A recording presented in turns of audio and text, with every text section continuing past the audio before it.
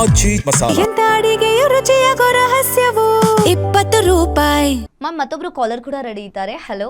Call is now being recorded.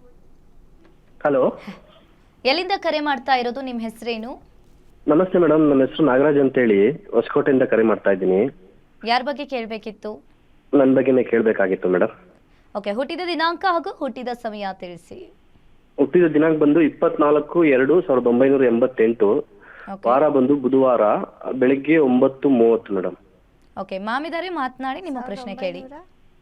ನಮಸ್ತೆ madam. ಹೇಳಿ sir. ನಮಸ್ತೆ, ಇನ್ನೊಂದ್ಸತಿ ಹೇಳಿ. 24/2 1988 ಹಾಂ, ಬುಧವಾರ ಬೆಳಿಗ್ಗೆ 9:30 ಮೇಡಮ್. 9:30 ಬೆಳಿಗ್ಗೆ. ಹೌದು ಹೌದು. ಓಕೆ. ವೃಷಭ ರಾಶಿ, ಮೇಷ ಲಗ್ನ, ಕೃತಿಕಾ ನಕ್ಷತ್ರ, 4ನೇ ಪಾದ ಬರುತ್ತೆ. ಏನು ಪ್ರಶ್ನೆ ಸರ್ ನಿಮ್ಮದು? ಮೇಡಮ್, ಇದಕ್ಕೆ ಮುಂಚೆ ನಾನು ಬ್ಯಾಂಕಲ್ಲಿ ಮ್ಯಾನೇಜರ್ ಕೆಲಸ ಮಾಡ್ತಿದ್ದೆ ಒಂದು 10 ವರ್ಷ.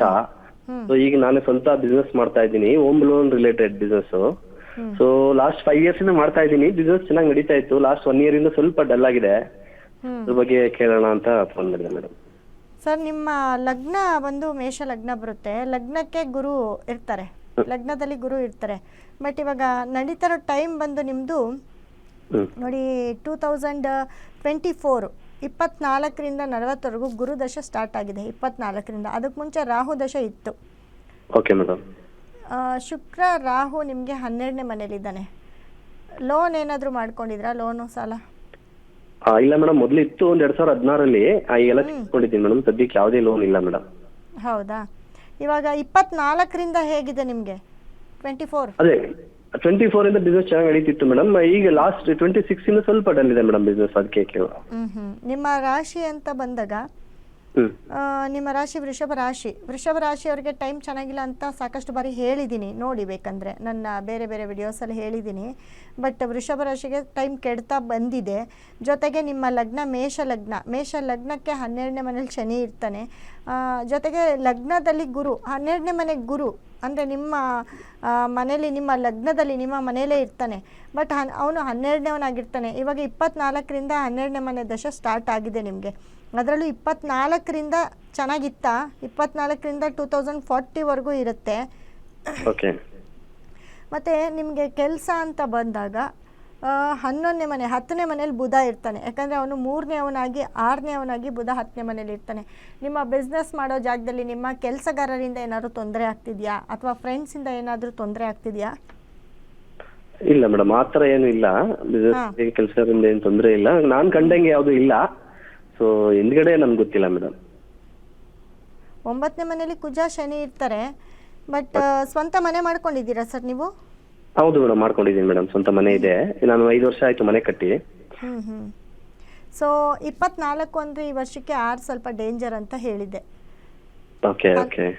ನೋಡಿ 24ನೇ ತಾರೀಕು. 24ನೇ ತಾರೀಕು. ಅದರಲ್ಲೂ ಈ ತಿಂಗಳು ತುಂಬ ಟೈಟ್ ಆಗಿರುತ್ತೆ. 6ನೇ ತಿಂಗಳಲ್ಲೂ ತುಂಬ ನಿಮಗೆ ಸ್ವಲ್ಪ ಟೈಟ್ ಇತ್ತು, ದುಡ್ಡು ಕಾಸ್ಕಾಗಿರ್ಬೋದು. ಹೌದೌದು ಮೇಡಮ್, ಹೌದು. 6ನೇ ತಿಂಗಳಲ್ಲಿ. ಬಟ್ ಈ ವರ್ಷ ಕಳಿಬೇಕು ನಿಮಗೆ. ಈ ವರ್ಷ ಕಳೆದ್ರೆ 27ರ ಮೇಲೆ ನಿಮಗೆ ಓಕೆ ಆಗುತ್ತೆ. 27ರಿಂದ ಚೆನ್ನಾಗಾಗುತ್ತೆ. ಅದರಲ್ಲೂ ನಿಮಗೆ ನೋಡಿ ಈಗ ಪ್ರೆಸೆಂಟ್ 24ರಿಂದ ಈ 2020 ಈ ಆಗಸ್ಟ್ವರೆಗೂ ನಿಮಗೆ 18ನೇ ತಾರೀಕುವರೆಗೂ ಗುರುದಶೆ ಗುರು ಭುಕ್ತಿ ಇತ್ತು. ಈಗ ಗುರುದಶೆ ಶನಿ ಭುಕ್ತಿ ಸ್ಟಾರ್ಟ್ ಆಗಿದೆ.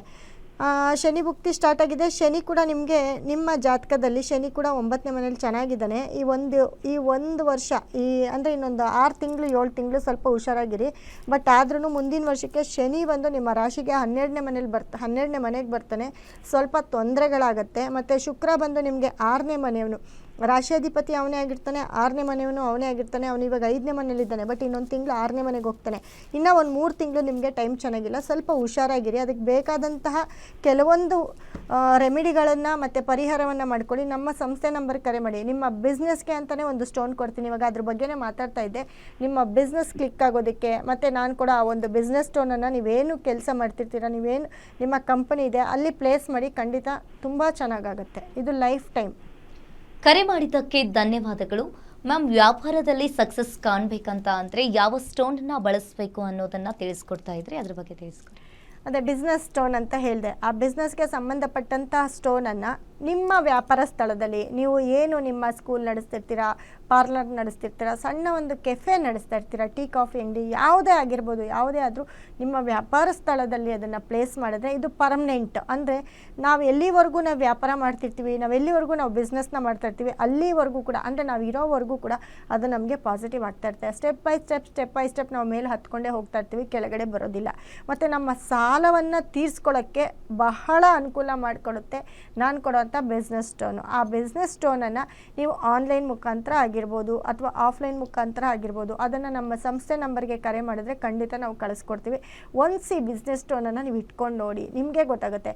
ನೀವು ಯಾವುದೋ ಆಫೀಸ್ ಮಾಡಿಲ್ಲ, ನಂದು ಯಾವುದೋ ಆಫೀಸ್ ಮಾಡಿಲ್ಲ, ನಾನು ಮನೆಯಿಂದನೇ ಬಿಸ್ನೆಸ್ ಮಾಡ್ತಿರ್ತೀನಿ ಅಂತ ಹೇಳೋರು, ಅವರು ಹೆಂಗಸರಾಗಿರ್ಬೋದು ಗಂಡಸರಾಗಿರ್ಬೋದು, ಕೆಲವೊಂದು ಲೇಡೀಸ್ ಎಲ್ಲ ಪಾಪ ಮನೆಯಲ್ಲೇ ಎಲ್ಲ ಕೆಲಸವನ್ನು ಮುಗಿಸಿ ಮನೇಲೇ ಕೂತ್ಕೊಂಡು ಬಿಸ್ನೆಸ್ ಮಾಡ್ತಿರ್ತಾರೆ. ಅವ್ರಿಗೂ ಕೂಡ ಇದು ಅನ್ವಯ ಆಗುತ್ತೆ. ನಾವು ಮನೇಲಿದ್ದೀವಿ, ನಾವು ಸಣ್ಣ ಪುಟ್ಟ ಏನೋ ಕೆಲಸ ಮಾಡ್ತಿದ್ದೀವಿ, ನಮ್ಗೆ ಯಾಕೆ ಬೇಕು ಅಂತ ಅನಿಸುತ್ತೆ. ಆದರೂ ಕೂಡ ಆ ಬಿಸ್ನೆಸ್ ಸ್ಟೋನನ್ನು ಮನೇಲಿ ಇಟ್ಕೊಂಡು ನೋಡಿ, ನಿಮ್ಮ ಬಿಸ್ನೆಸ್ ಡೆವಲಪ್ಮೆಂಟ್ ಚೆನ್ನಾಗಾಗುತ್ತೆ. ನೀವು ಇವತ್ತು ಮನೇಲಿ ಮಾಡ್ತಿರ್ಬೋದು, ನಾಳೆ ದಿನ ನೀವು ಅದಕ್ಕೆ ಅಂತಲೇ ಒಂದು ಶಾಪ್ ಇಟ್ಕೊಳ್ಳೋದು ಅಥವಾ ಯಾವುದೋ ಒಂದು ಸಂಸ್ಥೆ ಮಾಡೋದು, ಇದೆಲ್ಲವೂ ಕೂಡ ಈಡೇರ್ತಾ ಹೋಗುತ್ತೆ, ನೆರವೇರ್ತಾ ಹೋಗುತ್ತೆ. ಆ ಒಂದು ಬಿಸ್ನೆಸ್ ಸ್ಟೋನ್ ಇಂಪಾರ್ಟೆಂಟ್. ಆ ಒಂದು ಬಿಸ್ನೆಸ್ ಸ್ಟೋನನ್ನು ನೀವು ಎಲ್ಲಿ ನಿಮ್ಮ ಮನೇಲಾಗಿರ್ಬೋದು, ನಿಮ್ಮ ವ್ಯಾಪಾರ ಸ್ಥಳ ಆಗಿರ್ಬೋದು, ನಿಮ್ಮ ಸಂಸ್ಥೆ ಆಗಿರ್ಬೋದು, ನಿಮ್ಮ ಕ್ಯಾಬಿನ್ ಆಗಿರ್ಬೋದು, ಎಲ್ಲೋ ಒಂದು ಕಡೆ ಪ್ಲೇಸ್ ಮಾಡಿ. ಮತ್ತು ಟೈಮ್ ಇಂಪಾರ್ಟೆಂಟ್ ಅಂತ ಹೇಳ್ತಾ ಇದೆ. ನಮ್ಮಲ್ಲಿ ಒಂದು ಹೋರಾ ಚಾರ್ಟನ್ನು ಕೊಡ್ತೇವೆ ನಮ್ಮ ಸಂಸ್ಥೆಯಲ್ಲಿ. ಆ ಹೋರಾ ಚಾರ್ಟಲ್ಲಿ ನಿಮಗೆ ಯಾವ ಗ್ರಹ ತುಂಬ ಬಲವಾಗಿದ್ದಾನೆ, ಯಾವ ಗ್ರಹದಲ್ಲಿ ಯಾವ ಒಂದು ಟೈಮಲ್ಲಿ ನೀವು ಆ ಕೆಲಸವನ್ನು ಸ್ಟಾರ್ಟಪ್ ಮಾಡಿದ್ರೆ ಅಥವಾ ನೀವು ಪ್ರಾರ್ಥನೆ ಮಾಡಿಕೊಂಡ್ರೆ ಅದ್ರ ಬಗ್ಗೆ ನೀವು ತುಂಬ ಕಾನ್ಸಂಟ್ರೇಷನ್ ಕೊಟ್ಟು 2 ಮಿನಿಟ್ಸ್ ಅದ್ರ ಬಗ್ಗೆ ಮ್ಯಾನಿಫೆಸ್ಟ್ ಮಾಡಿದ್ರೆ ನಿಮಗೆ ಒಳ್ಳೆಯದಾಗತ್ತೆ ಅಂತ ತಿಳ್ಕೊಳ್ಳೋದಕ್ಕೆ ನಮ್ಮಲ್ಲಿ ಹೋರಾ ಚಾರ್ಟ್ ಸಿಕ್ಕತ್ತೆ. ಆ ಟೈಮ್ ಕೂಡ ನಿಮಗೆ ಇಂಪಾರ್ಟೆಂಟ್.